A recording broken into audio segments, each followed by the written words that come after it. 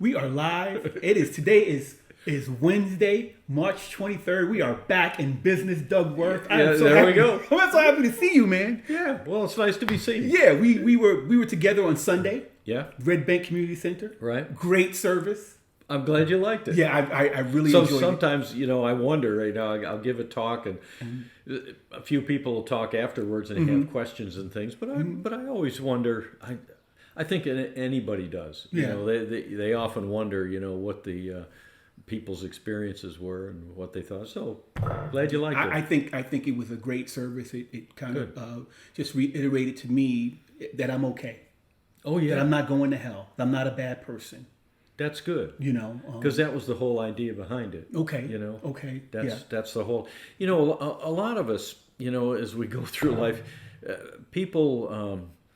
And it can be friends, lovers, bosses, teachers, whatever, sometimes they're critical. And we've got to feel good about ourselves to go forward. That has to happen. That's a necessary component. And so the whole idea of the talk was to say, hey, you're made of God's stuff. You can do these things. Are you going to make mistakes? Sure you're going to. We all do. Yeah. And the idea is, how do we go forward? I had an interesting conversation with some people this morning. Like at 7 o'clock this morning, right? I'm working with as kind of a consultant, business consultant with a small business here in town, and they had some people issues come up, and we were talking about it. And the guy we were talking with to try to get to the other side of an issue. Okay. He said, well, when I did this, I've been feeling guilty about it all these times. And I looked at him and I said, listen, when you feel guilty about something, you got to get it out quick. That is something that you got to flush. Otherwise, it's going to eat at you and just start bringing you down and that sort of thing. So if you've done something that you feel guilty about, the thing that you want to do is go forward and address it as soon as possible. Yeah.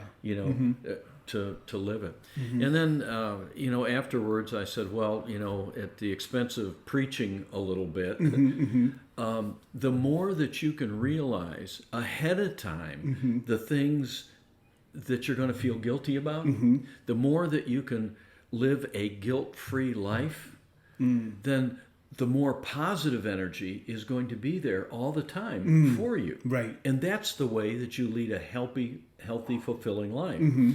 And so, you often kind of wonder that those comments seem to make an impression on the guy, and we encouraged him, hey, if you're going through, your business or your life or whatever, and something comes up like that, the sooner you recognize that maybe this wasn't the right thing to do, right, then make amends quickly, and then it's gone. You talked about in the service on Sunday. You talked about pulling the weed. Is that what you're referring to some extent? Like that's a weed in the garden that you need to kind of get rid of as quickly as possible, or it's going to grow and succumb the harvest. That's kind of what I'm talking about. It's recognition on the front end, okay? But what the parable of the weeds, what you don't want to do is you don't want to be focused on that, so much on that. Exactly. Yeah. You don't want to be concentrating on your mistakes so much that you're not in a positive frame of mind. Right. Yeah. And so what happens sometimes is a lot of us, we're positive. I mean, think of, I hate to say this, but think of a used car salesman. Right. Okay. He's always positive, energetic. Oh, this is great. Now he might be in the middle of a divorce, right, or half a dozen other things. Okay. But the way that he makes his living is being positive. That energy, having positive energy. Exactly.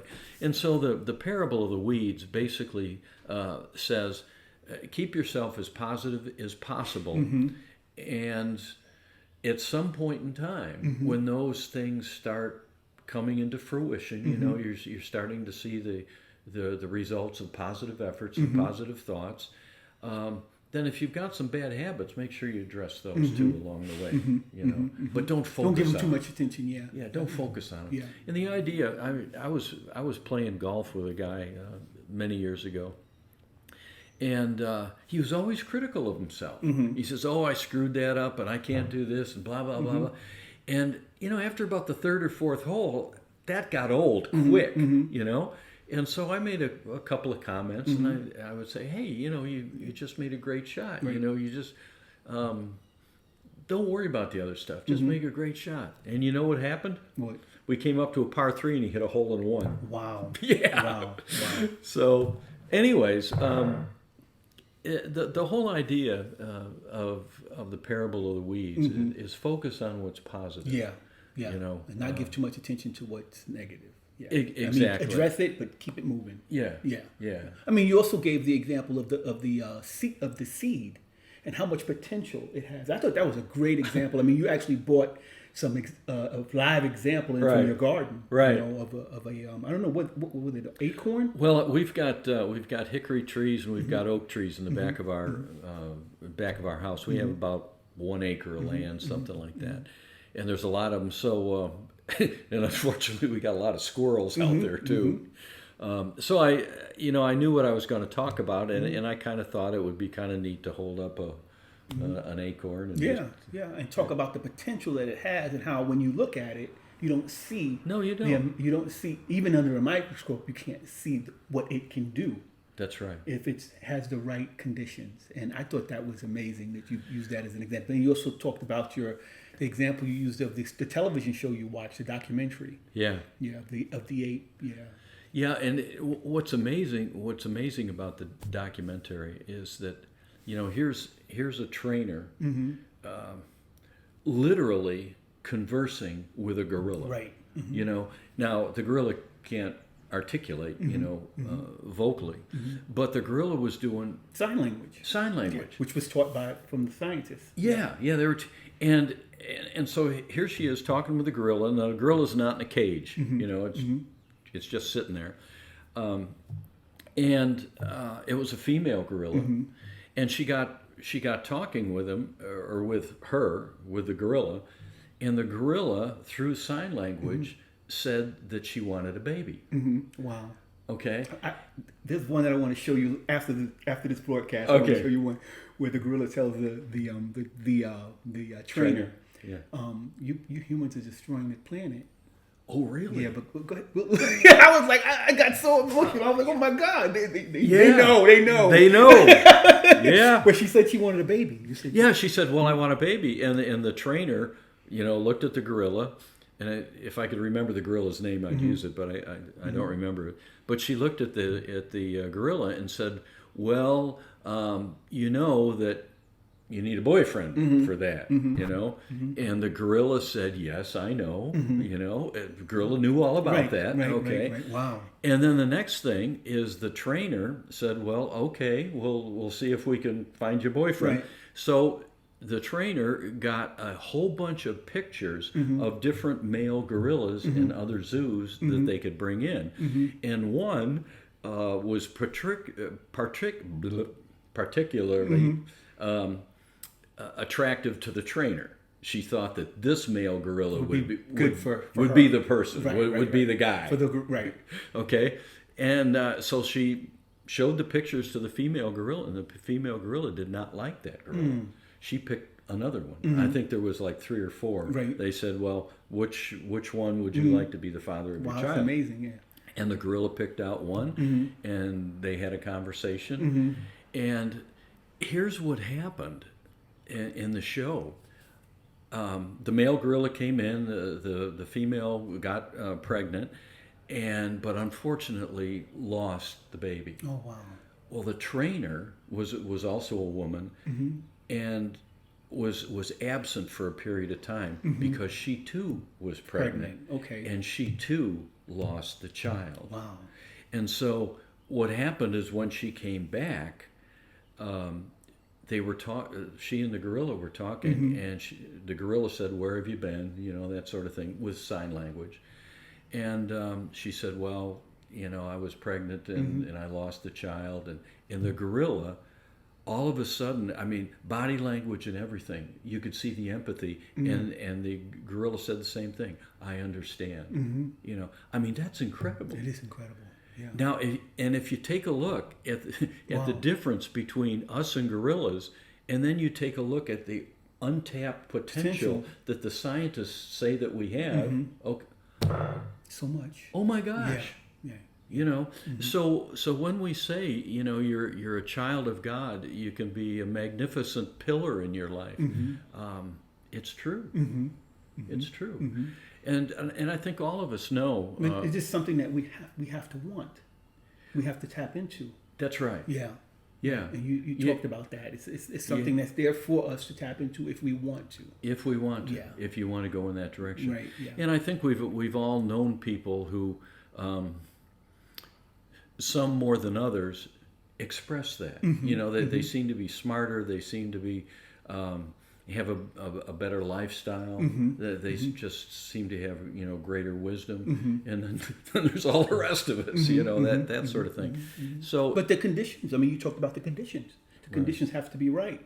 That's right. Right, and so you know that them having a better lifestyle comes from the fact that their conditions are better, and we have the power to make our conditions better. You talked about that. I mean, that's as right. far as you talked about how you said on the way there, on the way to the Christ's presence, we're going to have these fumbles, right? Oh yeah, and these are ways for us to kind of learn from our mistakes so that we can become the highest that we can. You know? That's correct. Yeah. You know, and some of the so everyone doesn't start out with those perfect conditions, but it's those experiences that we have that can be considered negative that can teach us to be better. Absolutely. Yeah. Believe it or not, I mean, I think we grow through adversity. You know, that's what you talked about. And I hate it. I wish that we could just be. It'd be nice, wouldn't it? You know. Yeah. Sometimes it's the same old shit. It's the same old stuff. You know, it's like, when are you going to get it? Yeah. But you're right. Yeah, we grow through adversity. Well, I think. Excuse my language. No, that's all right. I was just thinking that, you know, there are stories out there of people who've been born in poverty. You know, difficult situations. And they overcame those. You know, there was something inside of them that said, "Hey, wait a minute, there's a better way." And they did the work, okay, and they worked, you know, through that adversity. I'm thinking of who is a basketball player?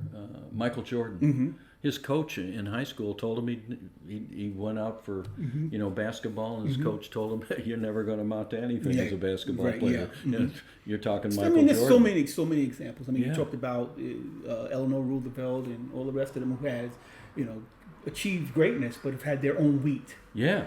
To you know, Franklin not was wheat, but their own weeds. Weeds to deal with. Well, Franklin. I didn't want to mention this in the service, but you know, Franklin was known to have an affair, you know, with his secretary or something like that, which Eleanor at one point in time had to come to grips with that, and she decided, well, okay, there's a lot of good that I can still do. It was World War II, you know, and so she went out and made sure the soldiers were oh, she did a wonderful job. Yeah, he had some issues as far as walking, right? Yeah, well, yeah, he had polio. Yeah, messing around with polio. he had polio as a younger man. I mean, in his 20s and 30s. Given his family and given the ability that he had in the world, he very quickly went into government and was doing very, very well. I think he was Assistant Secretary of the Navy and had traveled the world and done a lot of things, and he was very healthy. You know, he's walking around doing all those things, and then he had polio, and he could not. He literally could not walk without assistance, without, you know, a wheelchair or crutches or something like that, and yet he became one of the greatest leaders that we've ever had. You know, in spite of it. So, you know, for all of you who are looking out there and watching today, you know, we all have things in our lives that are adversities. We all have things that we need to overcome, and those I can't say why they're there or anything like that, but just know that everybody's got those things in their life, and it's how we handle them and how we overcome them and what we want to do with our life. The best advice that I can give anybody is simply to develop your prayer life, your meditation life, and constantly focus on what you want to achieve, not only for yourself, but for everyone else. And if you stay in that frame of mind, you'll do very well. Well, Doug, I want to thank you for coming out again. Okay.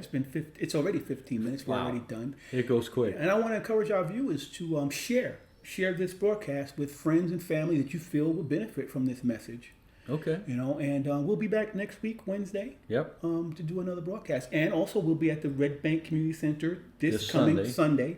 Yeah. At we'll start at 11 o'clock. But we start sometimes. Not sometimes. We're starting at 10:30. We have a little movement. Well, 10:30 to 10:45. Laura Noyes comes in with a moving meditation. Yeah. And last week when she did that, it was fabulous. It's not one of these things where you cross your legs and you om. Right. It's not that at all. It's a moving meditation, and she had some 70s John Travolta type 70s, music, and then wound it up with Louis. Well, yeah, the Bee Gees. And then wound it up, brought the energy back down with Louis Armstrong's song, What a Wonderful World. Yeah. It was fabulous. You guys were dancing. You and Penny was like... Oh, yeah. Well, that's her favorite song. That's her favorite song of all time. Yeah. So, and anyways, that goes on from 10:30 to 10:45, and then from 10:45 to the time that we start the service at 11 o'clock. There's just time to kind of take a deep breath, find your seat, maybe talk to some people and things like that. But about 10:30, it starts going. So we're inviting you out again this Sunday at the Red Bank Community Center at 11 o'clock for our Sunday service. Great. Thanks for joining us. See you later. Bye.